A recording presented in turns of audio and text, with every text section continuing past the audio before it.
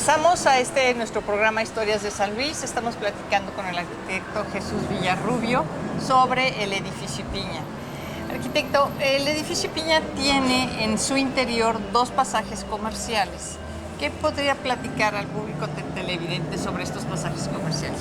Esos pasajes comerciales tenían pues, una relación muy interesante entre dos calles que ya las mencioné, que es Álvaro Obregón y Carranza, pero además permitían el funcionamiento interno del edificio. Por un lado el acceso a las oficinas y por otro lado el acceso a los comercios de planta baja. Es interesante ver que los planos originales del ingeniero Cabrera hay una diferencia casi de 6 años desde el diseño de las fachadas exteriores al diseño de los interiores, que son los pasajes comerciales. Los exteriores están firmados en 1906 y los del pasaje comercial están fechados en 1911, que fue la última parte que termina de diseñar el ingeniero Cabrera para la terminación del edificio. Bien. Oiga, arquitecto, y respecto al exterior del edificio, usted mencionaba que había una balaustrada que ya no existe del lado que da hacia la Plaza de los Fundadores. Tanto en las fachadas como en las fotografías antiguas se observa el edificio estaba terminado con una balaustrada en toda la parte de la fachada que ve a Fundadores. Me imagino que esta fachada fue esa balaustrada fue empezándose a caer porque amarraban. Esta plaza siempre ha sido plaza de manifestaciones, de mítines, de conjuntos musicales, y creo que en toda esa temporalidad han venido suspendiendo lonas, propaganda, etcétera, que han venido deteriorando esa parte superior del edificio, y que esta parte se habrá caído y la sustituyeron por un pretil de piedra cerrado que pues, lógicamente no le da la elegancia que tenía originalmente este edificio. Precisamente en la esquina que ve hacia la calle de Álvaro Obregón se conserva totalmente toda esa balaustrada íntegra de cómo era totalmente el frente hacia la Plaza de los Fundadores. También es interesante ver que Octaviano Cabrera hizo varias propuestas de fachada. Hizo varias fachadas para la calle de Carranza como hacia la Plaza de los Fundadores, que al final se eligió, me imagino, la que el dueño del edificio, el señor Ipiña, eligió para que quedara como final de esta edificación. Y al interior de los comercios que actualmente hay hoy en día, se conservan algunos de los elementos arquitectónicos, más que elementos decorativos, algunos de los elementos arquitectónicos originales de la edificación. Está esta bóveda pues, como de catalana, ¿se Exactamente, llama? es una bóveda catalana. Bóveda catalana, reforzada con vigas de fierro, pero también hay algunas columnas muy interesantes que se pueden observar todavía dentro de estos edificios, y precisamente cuando estábamos frente a la entrada del pasaje por el lado de Venustiano Carranza se puede observar arcos de cantera sumamente labrados. Exacto. ¿Sí? Y a ver, arquitecto, ¿qué otros... Sé que en la Escuela de Arquitectura, porque usted me lo comentó, se han hecho algunos proyectos de remodelación del edificio. ¿Qué nos podría platicar sobre esto? Sí, ha habido diferentes propuestas de alumnos, incluso tanto en niveles como puede ser el 5, el 6, como a nivel tesis, donde han propuesto una reestructuración interna de esos espacios para que este edificio tenga vida, ¿no? Que últimamente, definitivamente, con los comercios como el Gandhi, los restaurantes le han dado vida al edificio, pero valdría la pena un proyecto que integrara toda la edificación, pero con todo el espacio urbano, para que tuviera pues, la vida como un edificio nuevo y que de alguna manera le dé vitalidad a la ciudad.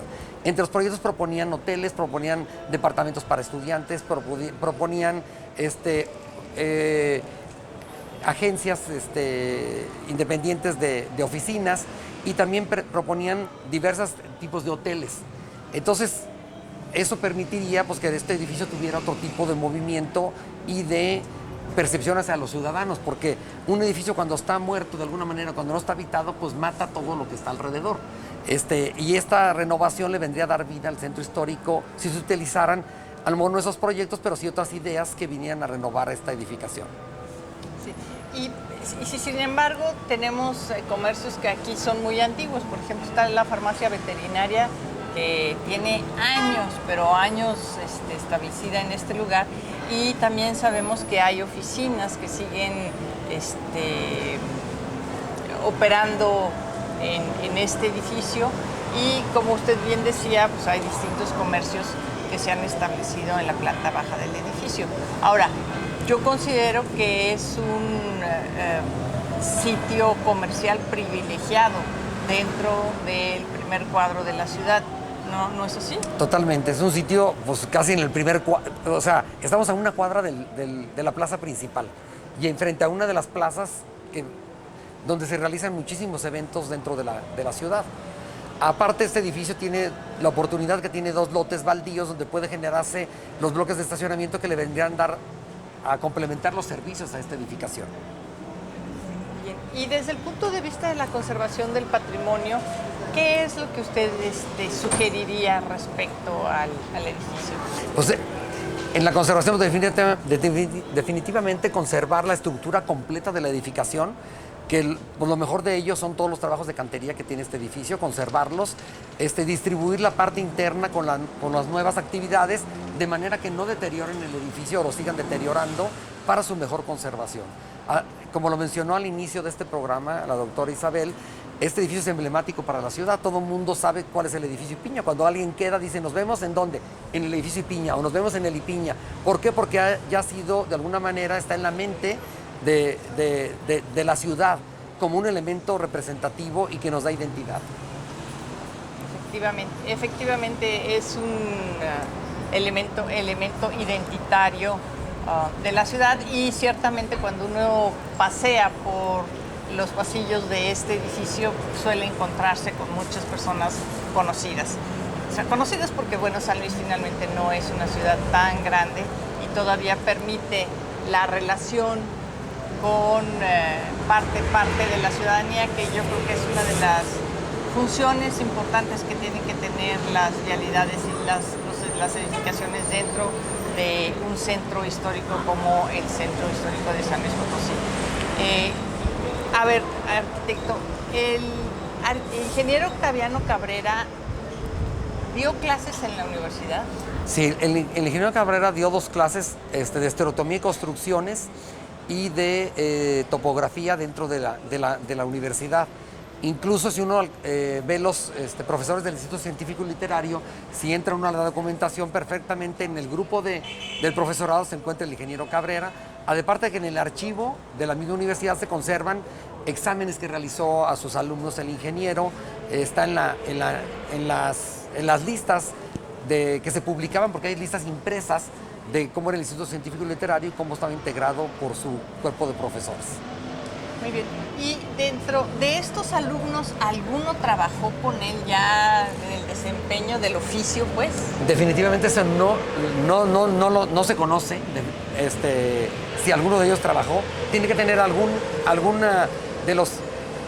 Ahora, otra cosa importante, la carrera de ingeniería civil no existía en San Luis, más bien estaba dirigida a los ingenieros topógrafos, estaba dirigido a los ingenieros de ensayo y de alguna manera a lo mejor los que te hacían construcciones en las minas, no tanto dirigido a la construcción como ingeniero civil, porque esa carrera se desarrolla en San Luis hasta los años 60 dentro de la universidad, muy tarde. Y bueno, es muy interesante que siendo el ingeniero Octaviano Cabrera un ingeniero civil, hubiera hecho los edificios de la calidad y de las dimensiones que hizo en esta ciudad. Usted como arquitecto, ¿cómo explica este desempeño entre un ingeniero civil que calcula y que planea y un arquitecto que diseña? O sea, ¿cuál sería ahí el punto de quiebre con el ingeniero Cabrera? Claro. Originalmente no había división entre ingeniero y arquitecto. Incluso el título que llegó a dar la Academia de San Carlos fue de arquitecto e ingeniero civil. Cuando llega Juárez divide las carreras y divide la Escuela Nacional de Ingeniería y la Escuela Nacional de Bellas Artes. En Bellas Artes se queda la arquitectura y en la Escuela Nacional de Ingenieros se va toda la ingeniería civil. Pero al estudiar uno de los programas que hay dentro de estas 2 escuelas, vemos que los ingenieros llevaban materias relacionadas con la arquitectura. Llevaban dibujo de composición, donde veían lo que actualmente es el diseño o el taller de diseño, y llevaban dibujo al natural y dibujo de construcciones. Y eso de alguna manera les daba una sensibilidad para pudieran diseñar edificios como el que hoy nos encontramos. Y aparte de eso llevaban los tratados de arquitectura, que los tratados de arquitectura se ceñían, como comenté inicialmente, a los modelos arquitectónicos preestablecidos desde la antigüedad, que son los órdenes clásicos, el dórico, el jónico, el corintio, el toscano, que eran los que realmente les daban el lineamiento para que ellos tuvieran la libertad, pero bajo ese esquema, de hacer sus diseños. Bien, y cuando estábamos hablando hace unos momentos sobre la modificación al Templo de San Juan de Dios, no recuerdo si mencionamos la Escuela Modelo, pero la Escuela Modelo también el ingeniero Cabrera colaboró en esa remodelación. Sí, en aquel tiempo en el municipio estaba el ingeniero Luis Barragán, y el ingeniero Luis Barragán de alguna manera incluyó en la intubación del agua y en el estudio de cómo bajar el agua desde los filtros al centro de la ciudad. Y ingeniero Cabrera trabaja dentro del ayuntamiento haciendo ese trabajo de topografía hacia la conducción del agua al centro.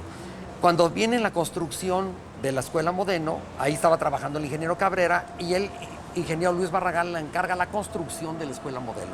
El autor es el ingeniero Antonio Anza, que había sido profesor del ingeniero Cabrera. Entonces, esa relación de profesor y esa relación del ayuntamiento le hace que se gane la construcción de la Escuela Modelo, que es de los principales o de los primeros edificios que construye el ingeniero en el centro histórico.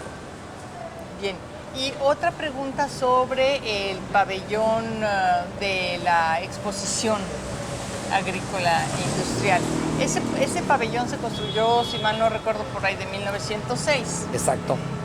¿Y cuánto, por qué cambió el uso del edificio? ¿Por qué de ser un pabellón de exposición agrícola, comercial, ganadera, pasa a ser una institución educativa? No sé cómo fue el cambio, únicamente se realiza la exposición de 1907, ya no hay rastros de que en el 8 o en el 9 hayan hecho exposiciones. Yo no sé si ya los problemas de la revolución empezaban y no sé qué pasaría con la industria en la localidad. El caso es que ya no hay exposiciones, parte de las acciones eran del municipio y las otras acciones eran de la propia asociación de industriales que en aquel tiempo conformaba la ciudad. El caso es que el ayuntamiento compra en 1910 el edificio, esas acciones que le faltaban de alguna manera, y realiza ahí la escuela industrial militar, que no logra terminar donde está actualmente el ejército, la 12ª Sala Militar, que ese era el edificio donde que iba a contener y había sido diseñado ex profeso para la escuela militar. Entonces en 1910 inauguran ya este pabellón como la Escuela Industrial Militar. Por eso todo el mundo la conoce como la Escuela Industrial Militar y no tiene el antecedente de que fue un pabellón de exposiciones como las ferias actuales que se realizan de la Feria Potosina, donde se exhibe pues toda la producción que tiene el Estado. Muy bien, vamos a un corte y regresamos.